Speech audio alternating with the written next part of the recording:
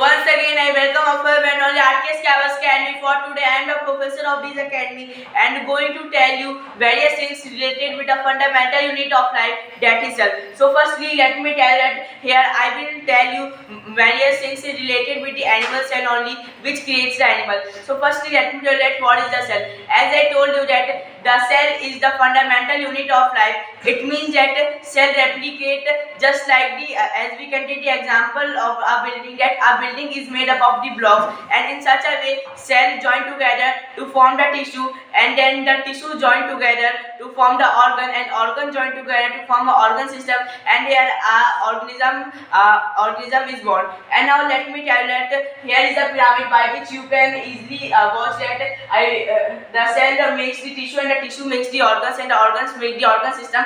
And now let me tell you that there are mainly two kinds of organisms. First one are the unicellular organisms, and the second one are the multicellular organisms. So firstly, let me define you the term unicellular. So the organism which are made up of only one cell only, they are known as unicellular organism, and the organisms which are made up of more than the one number of cell is known as the multicellular organisms. And now let me tell you that how by which things the cell is made up of. So firstly, let me tell you that here we can the first and the main component is the cell membrane. Yes friends, let me tell you that what is the importance of the cell membrane. So the cell membrane is also known as the plasma membrane, and it is a thick wall. Here you can watch that, and the work of this cell membrane is just to avoid the incoming of any of the foreign particles that is harmful for the cell, and it is a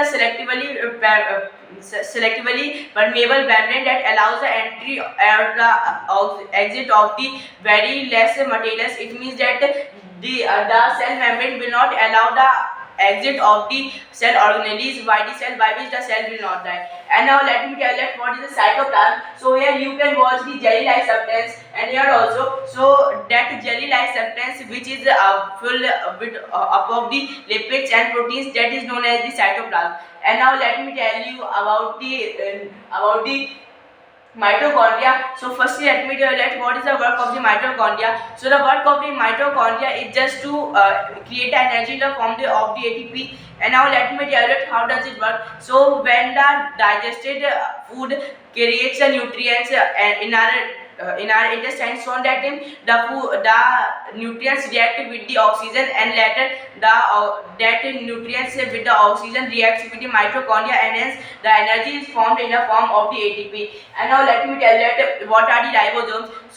So ribosomes are also known as the protein factory. Why? So ribosomes are also known as the protein factory because their work is to synthesize the protein, and they are mainly found in the leguminous plants, but in the cells also. And now let me tell you what are the types of the cell division. So firstly, here you can watch that here is the mitosis. So in the mitosis, what is happening that the parent cell gives the birth to the two daughter cells, in which the number of the chromosomes are same.